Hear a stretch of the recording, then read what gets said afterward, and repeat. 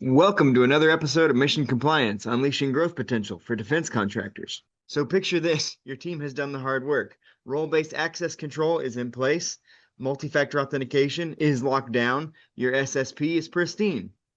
And then an auditor walks by a desk with sticky notes labeled cage code and password. Yep, that one forgotten desk just became ground zero for your next compliance nightmare. Today, we're diving into the surprisingly powerful world of the clean desk policy. Why it's not just about tiny cubicles and pleasing your inner neat freak, but why it might be one of the most overlooked weapons in the compliance arsenal when it comes to protecting CUI. Let's blow this popsicle stand.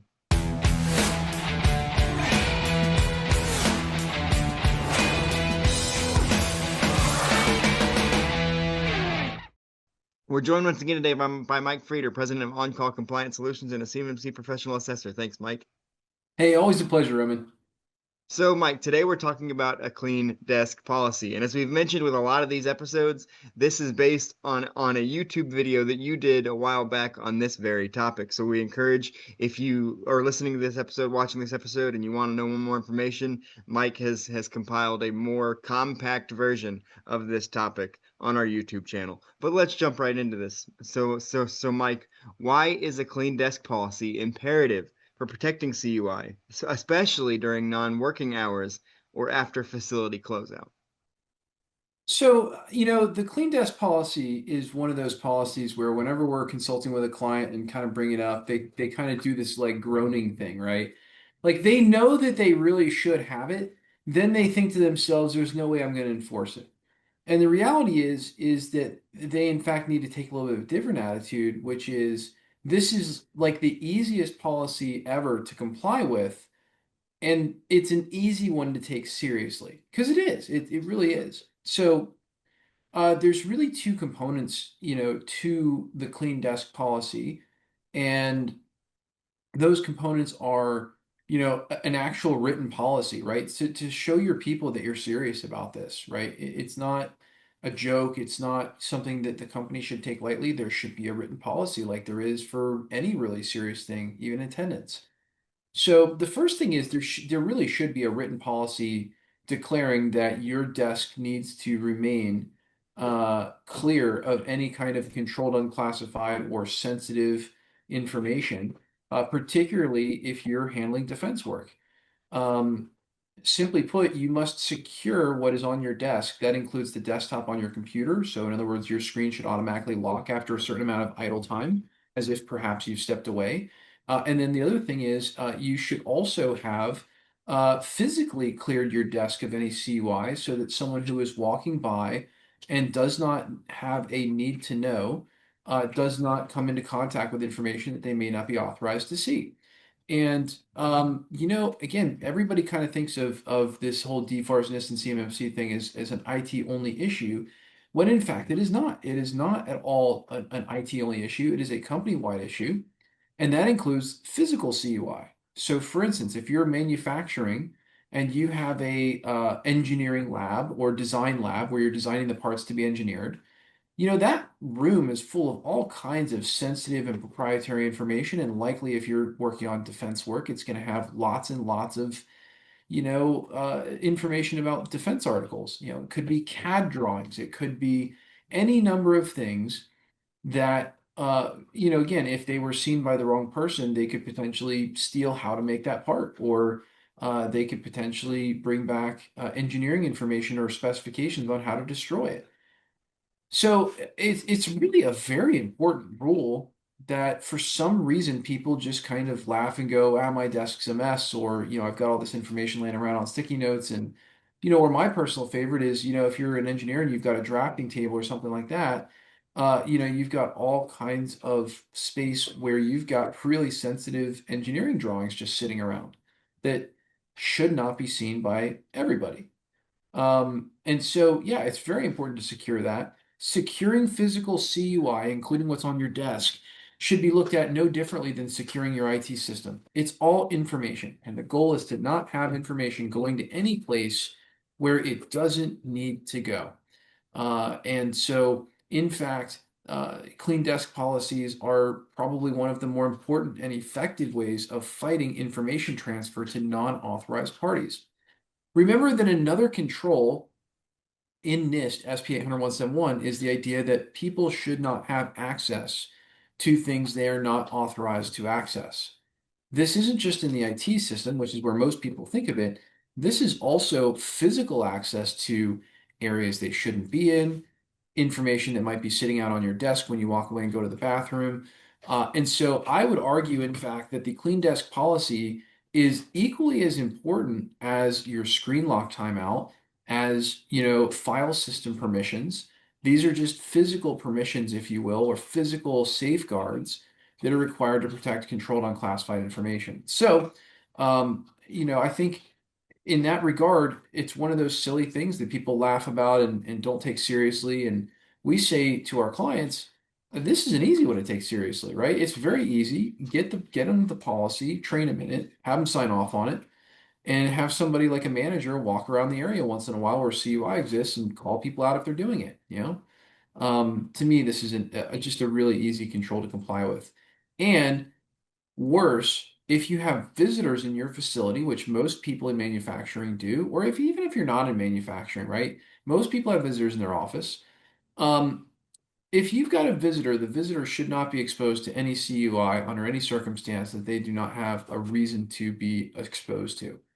So it's not just other people in the company who may be authorized users, it's also visitors, even contractors. There's lots of people that are in and out of those facilities. At the end of the day, the organization really doesn't have control fully over that in some cases of who has to come in and go out and things like that, although they should. It's important that it's just very important that that information not be just laying around. By the way, clean desk policy also includes information about things like whiteboards. A lot of people don't think about whiteboards and what's posted on the wall. Even performance information, if it's specific to defense, that may be up on screens within the production area. These are all things that have to be protected. So it's just a really important rule to help ensure other controls are met, making sure that, people are not allowed to access CUI that they should not be accessing.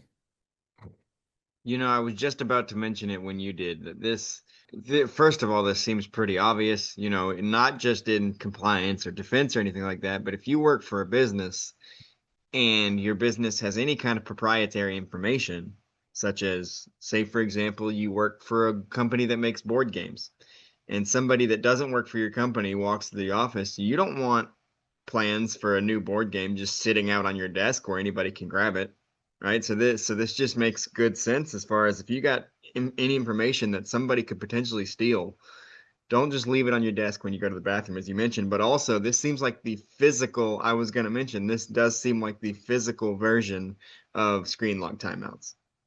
It Is sure does. And a couple of other really good examples. One is think about your maintenance personnel. Maintenance personnel are going to walk around, they're going to see every single desk in the whole building. Look, you don't know who your maintenance personnel are in many cases. Some companies have them internally, which is great. Some people have it outsourced.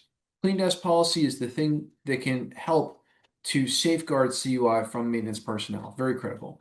The analogy of the board game is really, really spot on. Another analogy, like board games, where you don't want to give away how the board game works before it hits market, is look at Microsoft.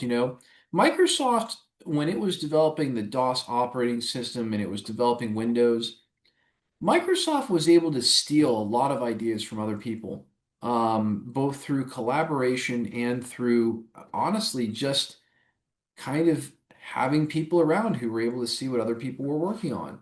And, Microsoft is very famous for, a lot of early innovation coming from that concept of getting a hold of other people's proprietary information and being able to make products out of it very effectively. So, it is, if you've just never thought about that before in business, just remember that, for one thing, your next realistic competitor is probably the guy you just fired. So the question is, what are you allowing that person to be exposed to?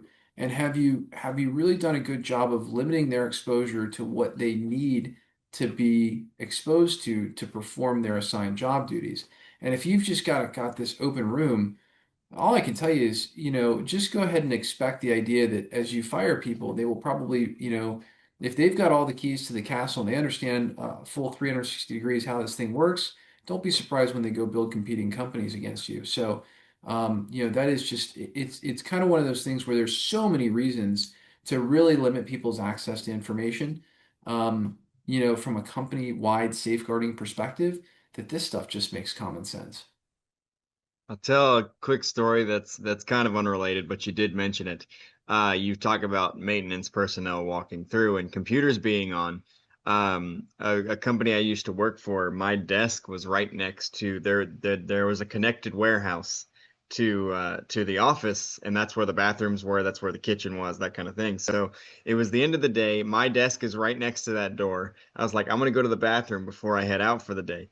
I walk into the warehouse to go to the bathroom. I'm in the bathroom for just a couple minutes, and I walk back out, and the door to the warehouse is closed and locked, and all of the lights in the office part are off, and everyone's gone. And I was just in the bathroom for 2 minutes, and my screen was still on, and all my stuff was still at my desk, and nobody thought to be like, man, where did Roman go? Like, why is the computer still on? Why is their stuff still there? Where did Roman go? My phone was on the desk, and I was locked in the warehouse. Wow. Luckily, a maintenance guy walked through about 5 minutes later, so I was only locked in for about 5 minutes. But but there definitely was some managers scrambling to make sure I wasn't gonna get them in trouble the next day. I'll tell you that for sure. Yeah, absolutely. I mean, it's just, the ability for people to have access to things that they shouldn't is, again, in your typical commercial business, maybe it's not such a big deal, although I think it is. But boy, when you start handling defense information, you've just signed up for a whole different ballpark. Yeah, speaking of maintenance people potentially seeing something, my he came through and my screen was on because I was in the bathroom, and they locked me in. So who knows? He could have left me in there and just gone to get all sorts of information because they And, locked me in. and But let's be realistic, right? It may only be 2 minutes, but do you really know what he accessed? And the answer is without a good SIEM system, and people monitoring that in real time, you may not know. So it's again, it's the same situation with physical CUI as well as it is digital. It really cannot be looked at much differently. for the purposes of this episode, yes, he could have accessed anything in that time. For the purposes of the actual moment that it happened, I saw him walk in the room all the way to when he got to the door. So so he actually didn't see anything. But it can happen any kind of way. You can get locked in when you go to the bathroom. You never know. But are there specific types of CUI that are most at risk when left unsecured in a physical workspace? Absolutely. So obviously we kind of have like I generally equate CUI to having three sort of tiers. The government classifies it as two tiers, but there's CUI basic, which can be as mundane as proprietary company information, personnel information specific to defense contracts, etc. But then you have specified types of CUI, and specified types of CUI have specific handling instructions. So I think one of those types is ITAR restricted information. ITAR information is very sensitive to, in fact, carries criminal penalties for exposure to non-US persons. That's citizens, green card holders, etc. So ITAR information in particular, just, and most people are fairly aware of it. It's been around since 1976. People generally understand, via import-export, contractual obligations that they make very obvious in defense contracts that you're going to be handling some sensitive stuff that can't be exposed to non-US people. Um, but there's even a higher level of information. There's some nuclear related information that again, it if you've got it, right? But certain defense contractors have nuclear related information where it's so sensitive that they don't even allow U.S. persons. They restrict it down to citizens, and there are absolutely big time serious criminal penalties for exposing non-authorized users to nuclear related information. That is about the biggest no-no I can think of. So that's pretty serious stuff, and it's something that I think is very good for people to understand. You can't leave nuclear or even unclassified nuclear information laying around. And believe me, more defense contractors have it than you would imagine, because it's necessary to create the parts and pieces that go into this kind of stuff. So, yeah, I mean, I think, you certainly have to also do a little bit of risk mitigation, but by the law, there really shouldn't be, um, the clean desk policy to me is just, it's very much universal. It is very simple to understand. You need to lock it up if you're looking at it and doing what you need to do with it. You need to have it locked away so that there's no physical access to it, um, from your desk. Same thing digitally, right? We've got to make sure that there are screen locks, and that we've locked away the digital information as well from access if you're not going to be there to physically safeguard it. So, in that sort of, in that realm of things, are there more sensitive types of information as you've asked? Absolutely. ITAR, nuclear, lots and lots of different specified types of information that have specific handling requirements. No foreign's another one. Um, but then, the reality is you really should be protecting all of this stuff pretty much the same. Nuclear does carry some unique handling characteristics, so does ITAR, but if you're just protecting it the right way, it should be fine. Absolutely. And you mentioned this is a pretty easy one to understand. It's a pretty easy one to comply with. But much like multi-factor authentication, it may be easy and straightforward and common sense, but it's not going to stop those who are prone to push back on any kind of inconvenience from complaining about it. Because I get responses to MFA emails all the time about, man, forget this MFA stuff. Why do I got to do that? So I imagine it's going to be very similar in the way that people will find a way to push back at the most minor of inconveniences, even though it's for the better of your company.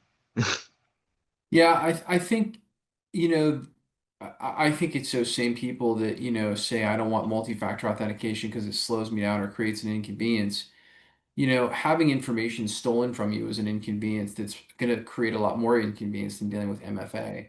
Does it Yes. stink that we have to do it? Sure it does, right? Everybody thinks that. That's a fair thought. But the idea that you would even fathom not doing it is breaking the law. I mean, it's just, it's that simple, right? This is the law, you got to follow it. It's cut and dry.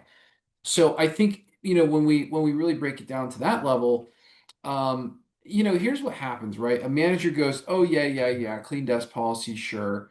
And then they fail to enforce it, and then there becomes this proliferation of CUI everywhere.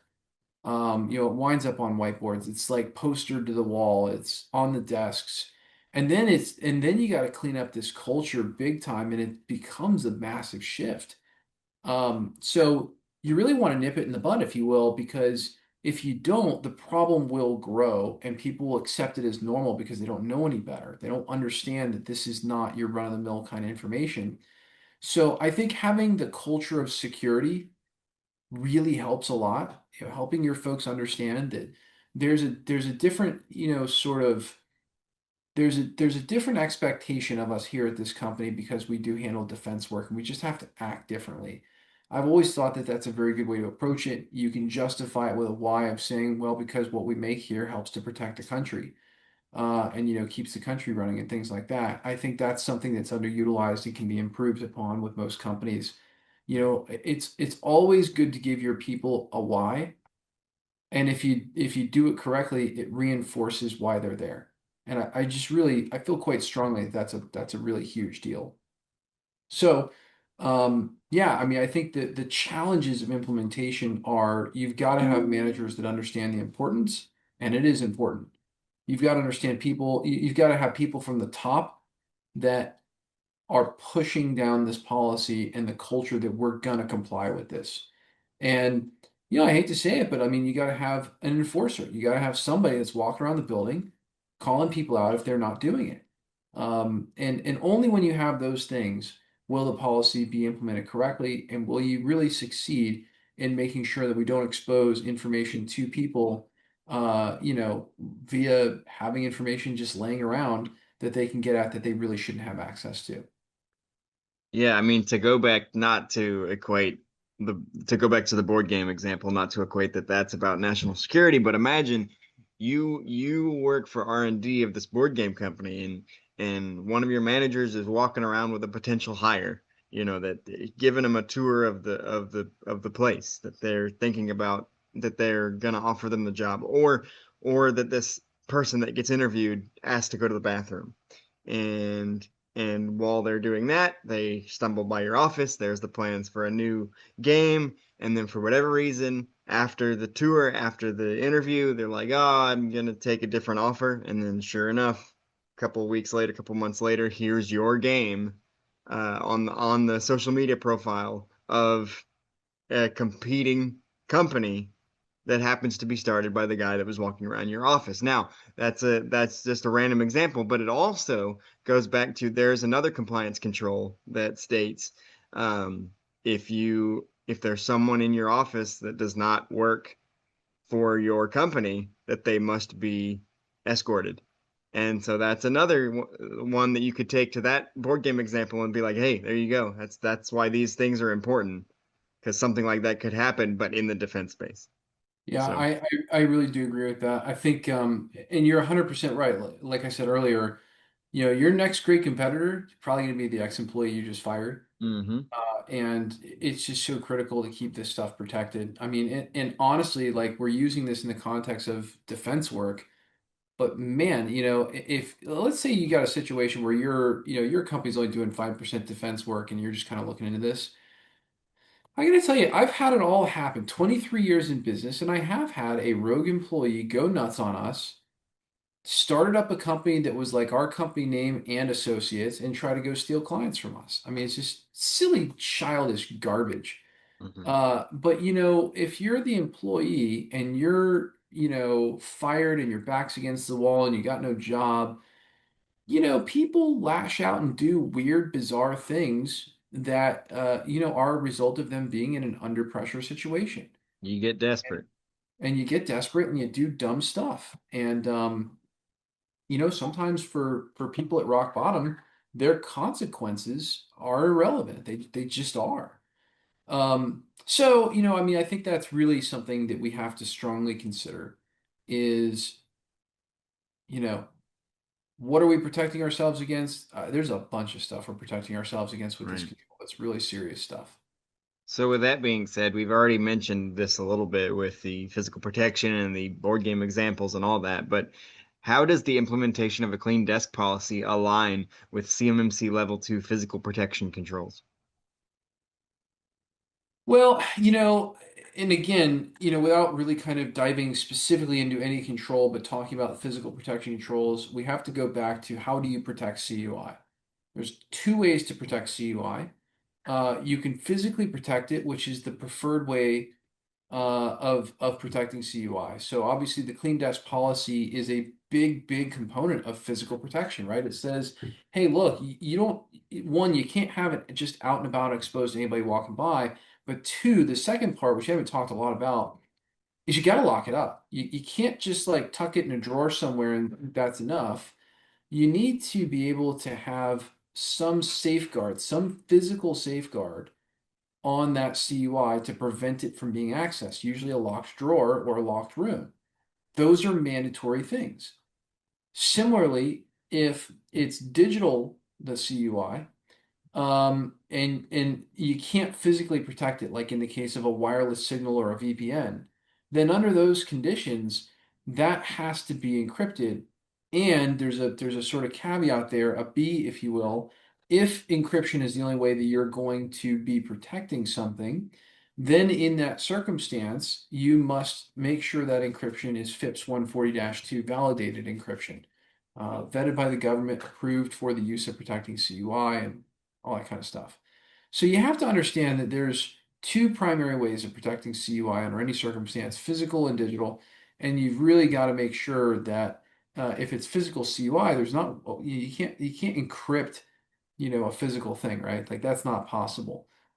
So Yeah, in that regard, the overall scheme of things, the physical protection is in fact the most important. So, you know the drill at this point. We ask the three important questions and then we like to finish things a little silly. And I have to say, this one, Mike, this one might feel like a little bit of a personal attack on you. You're a busy guy, you got a lot of irons in the fire. And you do work from home most of the time, but still, if your desk right now was to be judged by a CMMC assessor right this second, how would that go for you? It would go great. It would go great. Again, we do practice what we preach here. Hey, we train our clients, we walk the walk. The reality for us is we have no physical CUI. What's the best way to protect yourself and do a clean desk policy? The answer is, well, don't have it. So if it doesn't need to be printed out, which in our case, we have no CUI, which is printed anywhere in the entire company. We don't allow it to be printed by policy, and we keep it in a secure enclave. Simply put, I have no paper on my desk. I have a couple of sticky notes that have unrelated information, most of it being marketing related. But there's basically no paper on my desk. I've got yeah, pretty much one sticky note that talks about some things we want to emphasize in marketing, and I've got a stock ticker, and I got to tell you, it's a pretty it's actually a pretty clean place to be. So You have a stock ticker on your desk? I do actually, yeah. So hey, look, I there's this really cool thing actually. It's called Ticker, Tickr. It's not like we're a paid endorsement of it or anything, but it's super cool. It's a livestock ticker thing. It's like a little cute box. It's USB powered and it sits on my desk. Um, and not, by the way, USB powered, but it is not connected to my CUI handling desktop.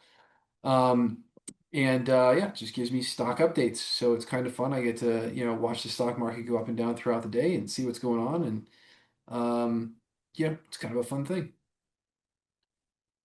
Okay. Didn't realize a desktop stock ticker was a thing. Uh Oh yeah, let me see if I can pull it on camera for you. I would show.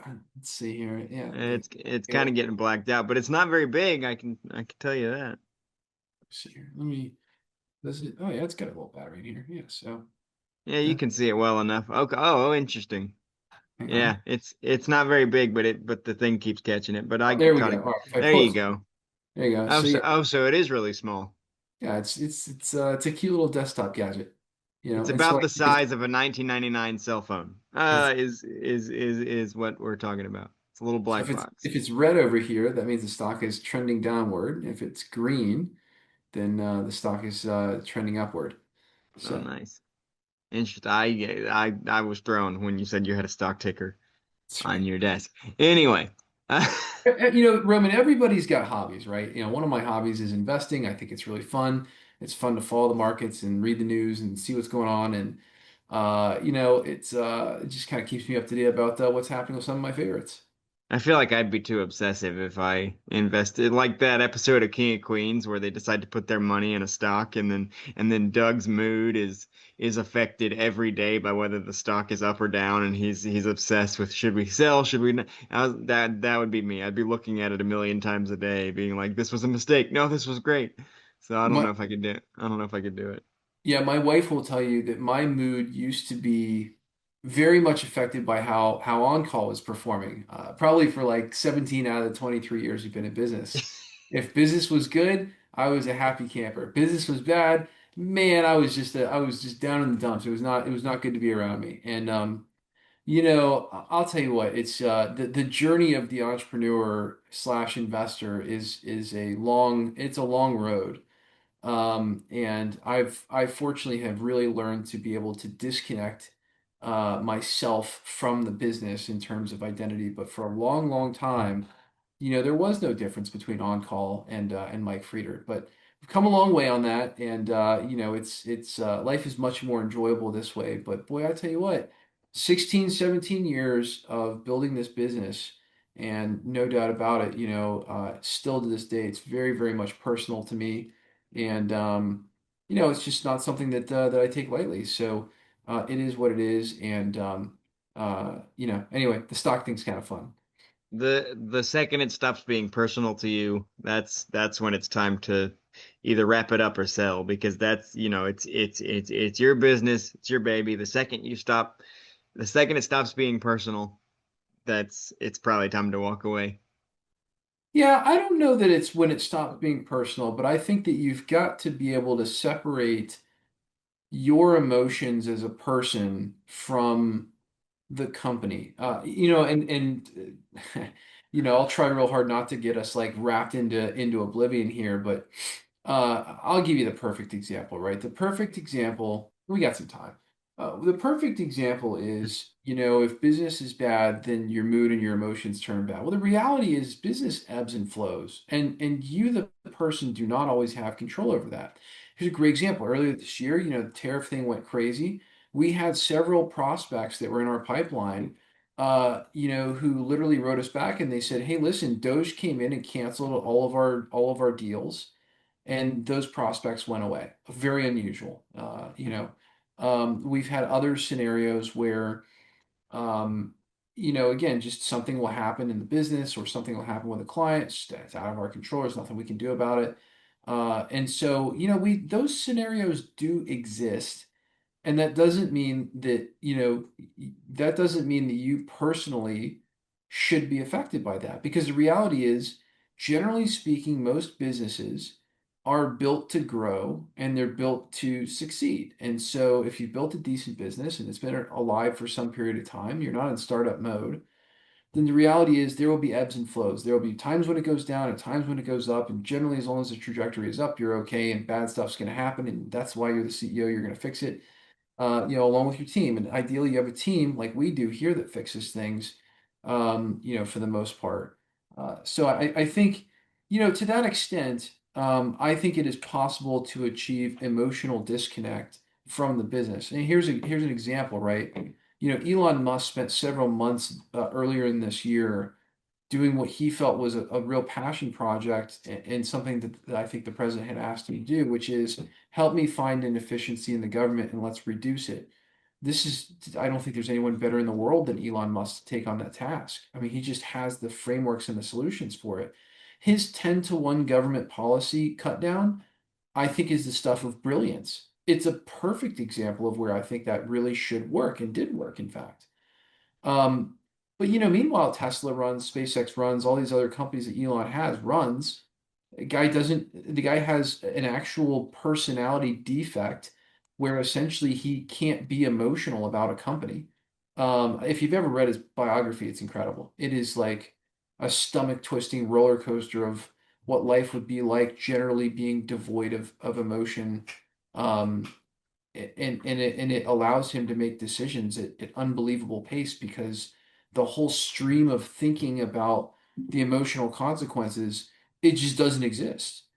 Um, again, like without really going off onto a crazy tangent on that, I think um, there is a lot there. I don't know. There's a lot there to unpack, but really successful business people, I think, have an ability to separate their personal lives from the business. Yes, they're personally invested in it. There's no question, especially if they built it from the ground up, like I did with On Call or like Elon did with Tesla.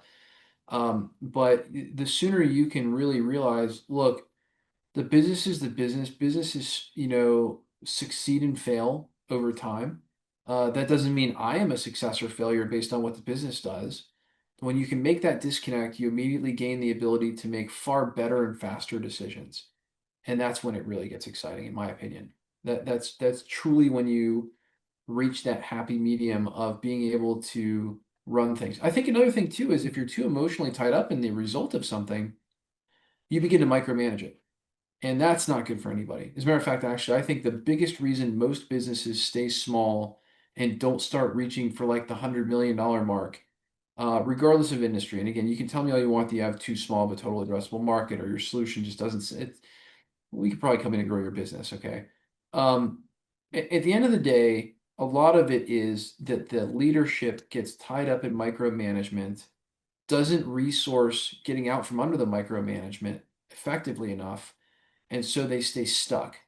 As a matter of fact, I'll be honest with you, we're going through a period of that right now. We've increased the number of people on staff and on call to be able to create positions like the virtual compliance officer positions who can run and answer client questions on compliance without me being involved.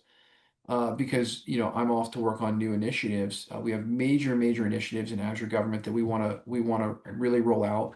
The government has made it clear that its preferred way of getting compliant involves virtual machines. We understand virtual machines probably better than anybody in the market. Um, and we just simply need to scale in that area, which requires my attention more so than other things have in the past. So, to do that, I have to stop micromanaging the areas I micromanage. I have to clear my schedule. I have to do the things that only I can do, and then go find other people to begin slowly, fading into doing those things which formerly I thought only I could do. I've got to go figure out how to make it so other people can do those things. And sure enough, you get the right person in that role, and all of a sudden, the thing you thought you couldn't outsource. Turns out there's people in the world who can do it a lot better than you can. Why? Because they can devote 8 hours a day to it, where you could only devote 30 minutes because you had so much else going on. So,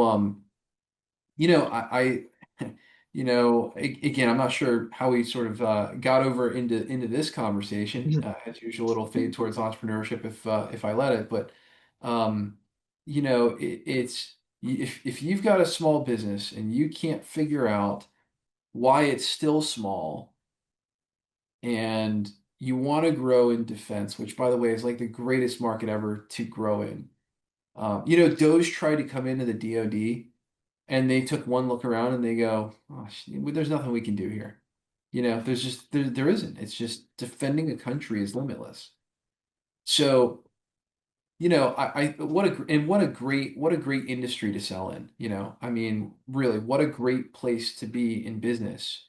Pandemic's not going to affect you. Nothing's going to, I mean, I can't think of anything that would affect you. So, yeah, if you're small and you're in the defense industry and you're fighting it, and you're struggling to grow, I mean, gosh, I would encourage you, one, reach out to us. Let's get you compliant. That's going to be one thing that's going to help. And, let's have a conversation with some of our compliance engineers because I've trained them all in terms of how do you increase margins, grow the defense business. We've got standard operating procedures for doing it. Look, we become partners to our defense clients. To me, it's never good enough to just solve the problem.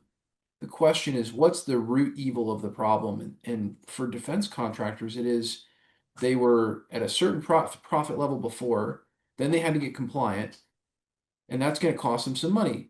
I got to solve that problem too. I don't just have to get you compliant. I got to solve for the problem that you also need to recoup the funds that it takes to get compliant too.